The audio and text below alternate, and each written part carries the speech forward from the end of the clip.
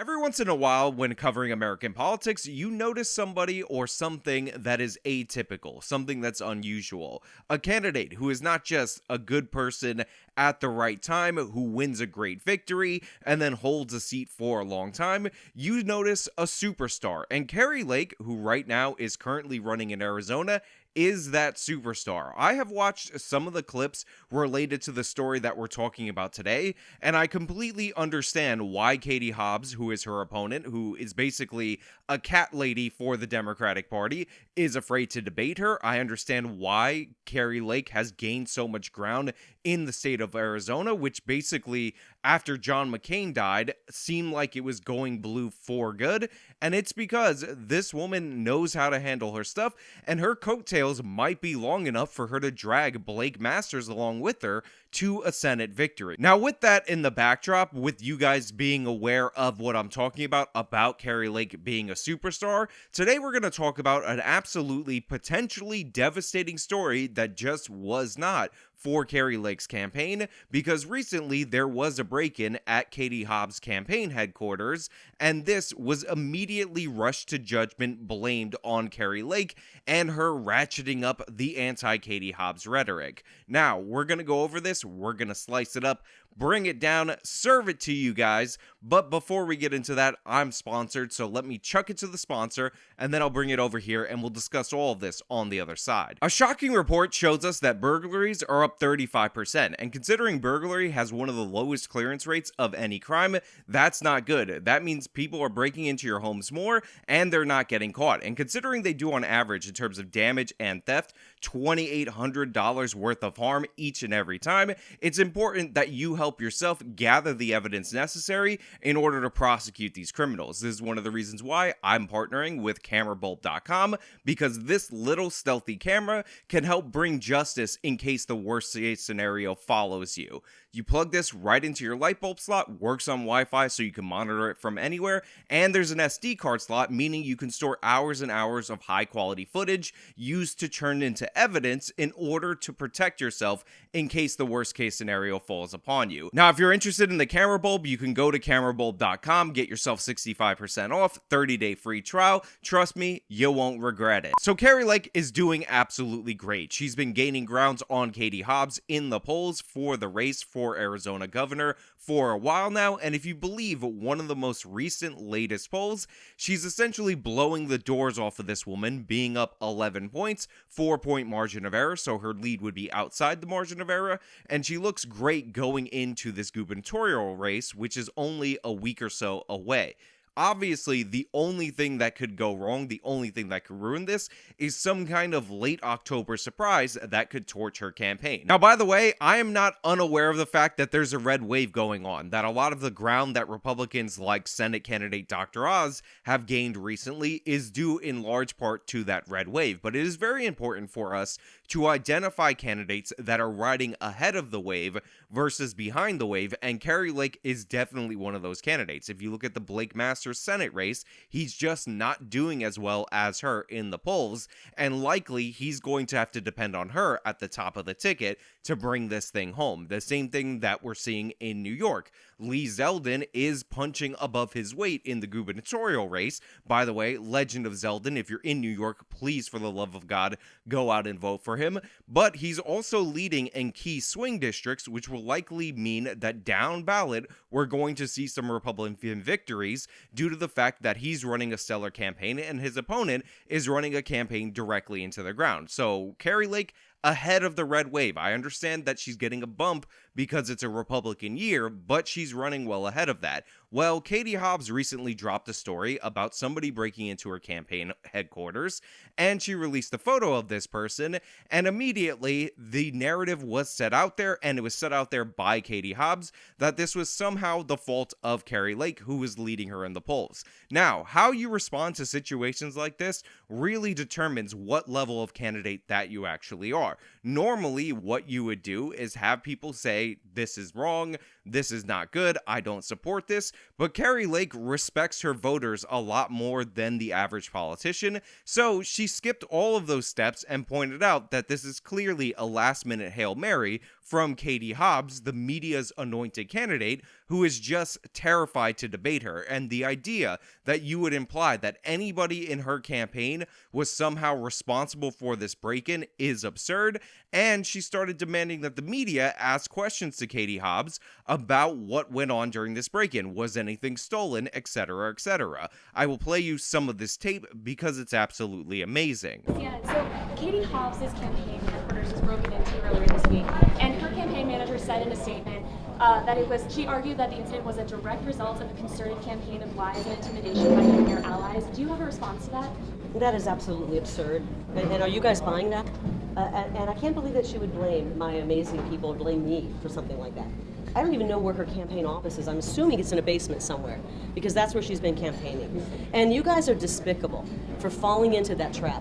You drag the American people through so many BS stories like the Jussie Smollett. You know that she's running a bad campaign. She's being attacked by her own party, and she's desperate. I know you talked about it, but again, are you surprised this happened? But also, you kind of, I don't want to say condone because they're still investigating, but just your reaction to that whole situation. My reaction is I'm saddened that that Hobbs and her camp would try to pin this on us.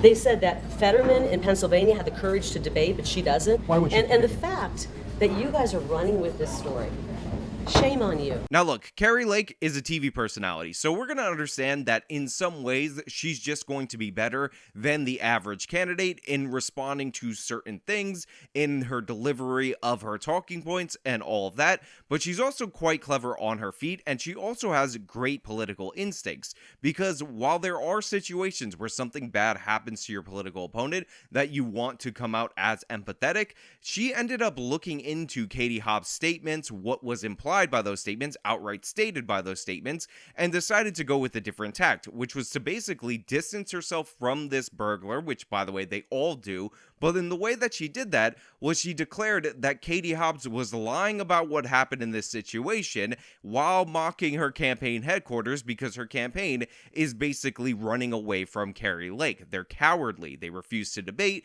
and she goes with the basement jab, all of that fun stuff, which, by the way, is a big gamble if this would turn out to be one of her supporters or somebody with memorabilia from her campaign. But guess what? That gamble, those instincts ended up paying off, because this was not a Kari Lake supporter. This was not somebody trying to get back at Katie Hobbs, trying to do something as some kind of reaction to the rhetoric coming from Kari Lake. This was a transient who breaks into places, and his motivation was clearly to steal stuff. Police arrested 36-year-old Daniel Mota Dos Reis, who actually has a history of breaking and entering places.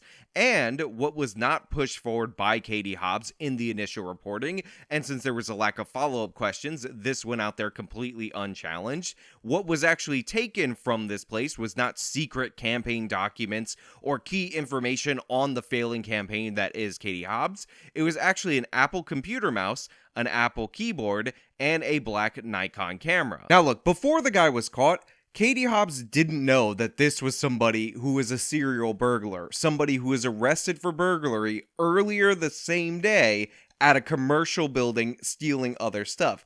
But what she did know was that this person had stolen an Apple mouse, an Apple keyboard, and a Nikon camera. She did know that this was clearly not including any vandalism that had anything associated with Kari Lake. And one of the reasons why you knew for a fact that this woman knew that this was a fake story, a fake narrative that she was running with, is that when she was pressed on this issue that she put out into the public and wanted the media to do the work on, specifically on what may or may not have been stolen, she dodged the questions. Let's go to the clip. Hi. What was taken from your campaign office? And I'm do you not have reason talking to believe about- that this was I'm not talking about the politically break-in motivated? today. I'm not talking It's about kind of a the big break-in. deal, though, that your campaign office was broken into. I think do we access to safe and legal abortion is kind of a big deal, and that's what we're here to talk about. do you have reason to believe it was politically motivated? We're not going to We're go not. beyond this statement. Again, credit where credit is due to Kari Lake for spotting this and then reacting in the way that she did when obviously being wrong about the nature of the break-in could have really hurt Kari Lake. Now, after we have the full scope of this, which, by the way, thank you to the police in Arizona for actually releasing the full scope of this, you realize that this was clearly not an intimidation tactic coming from Kari Lake or some kind of Watergate-like scandal where they attempted to steal key campaign secrets from the falling like a rock Katie Hobbs campaign. And it makes the statements from Katie Hobbs' campaign manager all the more hilarious. So now I'm going to read you them, knowing for a fact right now that they likely knew this was a standard break-in by a career burglar, because that's what career burglars do. That had nothing to do with this being a political issue. So Nicole DeMont, who manages Hobbs' gubernatorial campaign, told CNN, nice to always pick your sources, that, quote, Secretary Hobbs and her staff have faced hundreds of death threats of violence over the course of the campaign. Throughout this race, we have been clear that the safety of our staff and of the secretary are number one priority. Let's be clear. For nearly 2 years, Kari Lake and her allies have been spreading dangerous misinformation and inciting threats against anyone they see fit, DeMont continued. The threats against Arizonans, I didn't know they were Arizonans, but I guess that makes sense, attempting to exercise their constitutional rights, and their attacks on elected officials are the direct result of a concerted campaign of lies and intimidation. Mont said that intimidation won't work and expressed thanks to Phoenix Police Department for keeping Hobbs and her team safe. Now, obviously, this statement is totally ridiculous. Obviously, this is Katie Hobbs looking out into the world, realizing that she's 11 points down in the polls, having a break-in occur, and her basically trying to wish something into existence that wasn't there on the hopes that maybe it will save her failing campaign. But again, Katie Hobbs has been cowardly throughout the whole course of this race. She's been trying to win based on media backing because she's the media-anointed candidate and refusing to debate Kari Lake out of fear. And voters can detect that fear. Voters notice this. So in a red wave year, you can't rest on your laurels. You can't avoid debate. You have to go out and confront the issues. And she's just unprepared for everything Kari Lake is bringing to the table. So the fact that Kari Lake was able to spot this, identify this, notice the weirdness and inconsistencies in Katie Hobbs' behavior, and now only a few days after this story broke, it's completely blown up in Katie Hobbs' face, shows you all you need to know about how terrible of a campaign we're seeing from Katie Hobbs and how much of a star Kari Lake is. I have a story for you. We had an incident this morning at our campaign headquarters. Now, I didn't go crazy and I didn't throw a bunch of statements out, but we had an incident where somebody was seen rummaging in our campaign office. And I have evidence to believe it may have been Katie Hobbs herself who was involved in this. And so I want you to take the same vigor you put into the story, the lies that were spread yesterday, and I want to make sure you guys, I saw last night, Fox 10 News, my old employer, wow, they actually did more to protect the criminal in this case. They blurred his face. They protected Katie Hobbs because they're carrying her water. And they defamed me. They put defamatory statements, lies about me. And the reason they did that is because this was the real news yesterday that none of you wanted to cover. We're 11 points up. You're in a frenzied panic because your chosen candidate is not winning.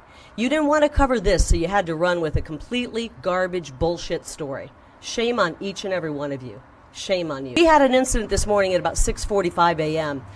We have video, we have actually a photographic evidence of somebody rummaging through our campaign headquarters. And I believe it was Katie Hobbs, and I would like to show you that photographic evidence. I hope you'll cover this with the same vigor that you covered everything else. Now, we're laughing. I know this is a joke, obviously, in case you didn't figure it out. But what I'm trying to tell you is it's a joke what you guys are doing in the news. And the world should know that you guys are not serious journalists when you cover this garbage. Shame on you for trying to change the election results. I know, Joe, that your eyes hurt over there and you're too cool for school. Joe Dana doesn't even want to pay attention over here with 12 News, one of the worst instigators of fake news in town. This is the kind of garbage you guys spread. When I get to the questions, I will, Joe. But let me tell you, this was the real news yesterday, guys. 11 points up. Not a darn one of you covered it. I'm sure Fox 10, when they got the results of their poll, were shocked. They barely covered it as well. And it's really disappointing. Now, for those of you who are listening on Apple's podcasting platform or over on Spotify, first of all, thank you, but you're missing out. So I will describe to you what Kari Lake just did for you blind viewers out there who can't see it. She just said that there was a break-in at her campaign headquarters this morning around 6 a.m.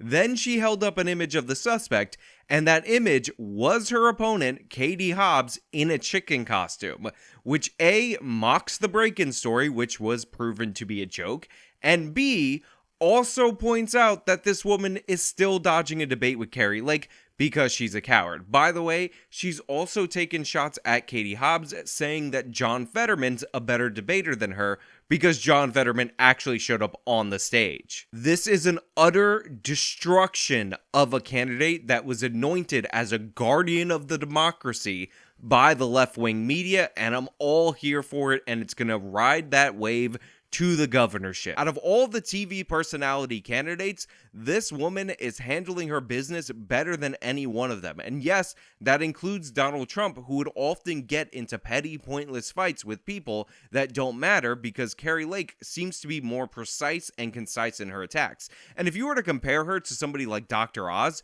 who honestly should have been beating Fetterman based on the issues and essentially is riding the Fetterman stroke and the red wave and the belief that Fetterman can't even function and the fear that his wife might be puppeteering him, that really shows you all you need to know about identifying properly which one of these candidates are winners, which one of them are stars, and which one of them can actually deliver and use their celebrity in order to succeed rather than it being a detriment. Kari Lake, absolute superstar. She's probably going to make a fantastic governor, and honestly, she's running for her first term as governor in Arizona. Maybe she decides to wait out for her second term and then do a DeSantis, which DeSantis is likely going to announce that he's going to run in 2024. He'd be an idiot not to. And unlike Ron DeSantis, she won't have the cloud of Donald Trump looming over her shoulder when she decides to step up into the presidential realm. So congratulations to Kari Lake. You absolutely identified this, called this, reacted in a stellar way, and you nailed it, and you're about to win the governorship based on the fact that you're a great candidate running against a terrible candidate, but you're also running a fantastic campaign. But hey, those are just my thoughts. Let me know what you guys think about Kari Lake, her campaign, this whole situation down in the comments below. If you like this video, then show me by leaving a like, subscribe for more content, follow me on all my social media, support me via the support links in the description box of this video. This has been me talking about how Kari Lake is a star. Till next time.